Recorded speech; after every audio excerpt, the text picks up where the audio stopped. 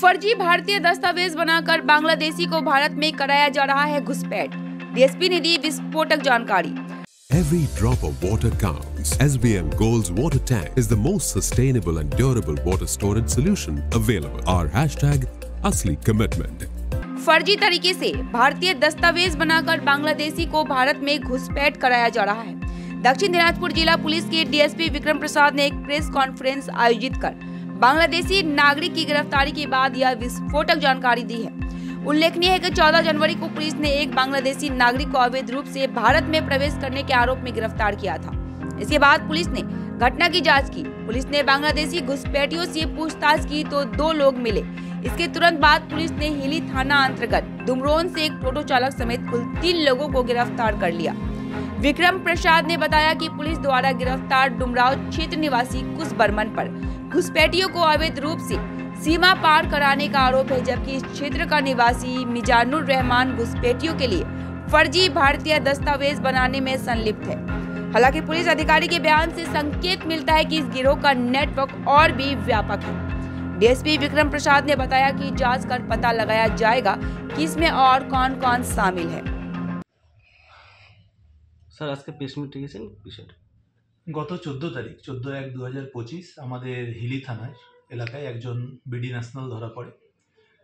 তাকে জিজ্ঞাসাবাদ করে আমরা জানতে পারি সে বেশ কিছুদিন আগেই আমাদের এপারে এসছে এবং সে বাংলাদেশের তেলকুপি এলাকা সিরাজগঞ্জ সেখান থেকে বিলং করে। তাকে জিজ্ঞাসাবাদ করার পরে আমরা জানতে পারি সে আমাদের এদিককার একজন টাউট যে লোক পারাপারের কাজ করে অবৈধভাবে। তার নাম হচ্ছে কুশ বর্মন। তার বাড়ি ডুমরন হিলি থানা এলাকায়। তাকে আমরা ইন্টারসেপ্ট করি এবং তাকে জিজ্ঞাসাবাদ করে জানা যায় যে সে বেশ কিছুদিন ধরে এই ধরনের লোকজনকে এপার ওপার করার কাজ করে এবং তাদের ফোর্সড ডকুমেন্টস বিশেষ করে আধার কার্ড এবং অন্যান্য আইডেন্টি কার্ড তৈরির কাজের সাথেও সে যুক্ত। তাকে জিজ্ঞাসাবাদ করে আমরা জানতে পারি ডুমরনেরই আর একজন বাসিন্দা যার নাম মিজানুর রহমান, বয়স 25 বছর।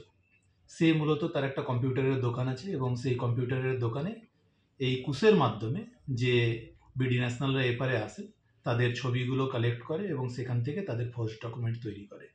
তো সেই ইনপুটের উপর আমরা ওয়ার্কআউট করি এবং আমরা রাতের মধ্যেই ডুমরন থেকে সেই মিজানুর রহমান তাকেও ধরি এবং তার দোকানের যে যন্ত্রপাতি আছে সেগুলো আমরা সিজ করেছি এই কেস কানেকশন।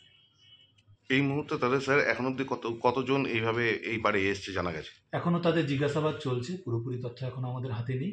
একজনকে আমরা ধরেছিলাম, তাকে জিজ্ঞাসাবাদ করে এই দুজনের কানেকশন পাওয়া গেছে এবং আমরা চেষ্টা করছি আর কারা যদি কেউ এসে থাকে তো তাদেরকে হদিশ বের করার জন্য। এই মুহূর্তে তাহলে মানে এরা যেভাবে জড়িত তাতে কি আপনারা আশঙ্কা করছেন যে বাংলাদেশের যারা আমাদের ইন্ডিয়ান বিরোধিতা করছে তারাও এভাবে ঢুকতে পারে? এটা এই মুহূর্তে বলা খুব মুশকিল, কেননা আমাদের আরও থরো ইনভেস্টিগেশন হবে, আরও জিজ্ঞাসাবাদ হবে, তারপরেই আমরা বুঝতে পারবো। কতদিনের রিমান্ড চাইবেন স্যার? আমরা আপাতত 5 days 5 দিনের রিমান্ড চাইছি। তারপরে যদি প্রয়োজন হয় আবার আমরা রিমান্ড পিরিয়ড এক্সটেন্ডের জন্য প্রেয়ার দেব।